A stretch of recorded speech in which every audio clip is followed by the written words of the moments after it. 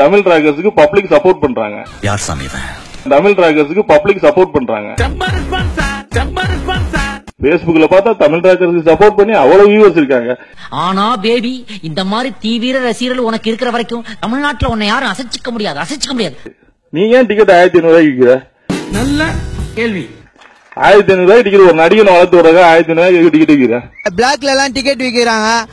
Ticket விலை வந்து 1000 ரூபாய் 1200 ரூபான்றாங்க. எங்களை மாதிரி ஏழை மக்கள்லாம் எப்படி பாக்குறது? பப்ளிக் எங்க போவான்? அப்புறம் தமிழ் ராக்கர்ஸ் படம் போடுறோம்னா போடத்தான் செய்வேன். எப்படி போடாம இருப்பேன்? உன்ன பார்க்க வரணும். என்ன பார்க்க வர? ஏன்னா நீ ஃபால்ட். ஹீரோக்களுக்கு பில்டப் போச்சுதோ நாடு நாசமா போச்சு. நான் ஆணையிட்டால் அது நடந்து விட்டால். இன்னைக்கு இந்த நிலைமையில இருக்கு காரணமே ஹீரோக்களுக்கு பில்டப் போச்சது. ஹீரோக்களுக்கு பில்டப் போச்சதுக்காக நிறைய டேரக்டர் காணாம போயிட்டாங்க.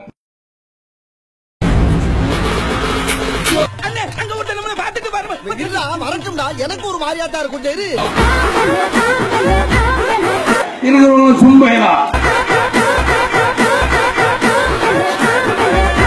என்ன தெரிகிறது?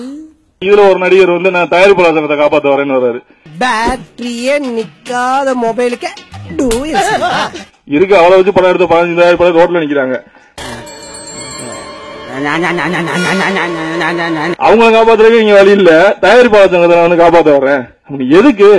இவங்களுக்கு எல்லாம் இன்னைக்கு வந்து முதல்வர் ஆசை வருது.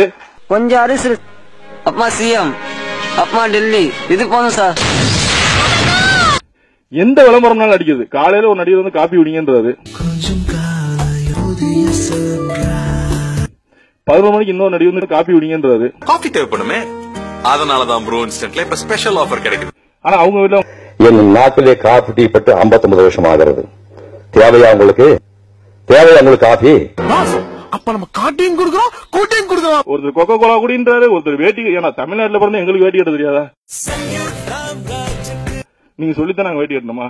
கள்ளச்சாராயத்துக்கு கூட விளம்பரத்துக்கு நடிக்க சொன்னா நடிகர் ரெடியா இருக்காங்க காசு கொடுத்தா. இதுக்கெல்லாம் பேர் எனக்கு தெரியுமா?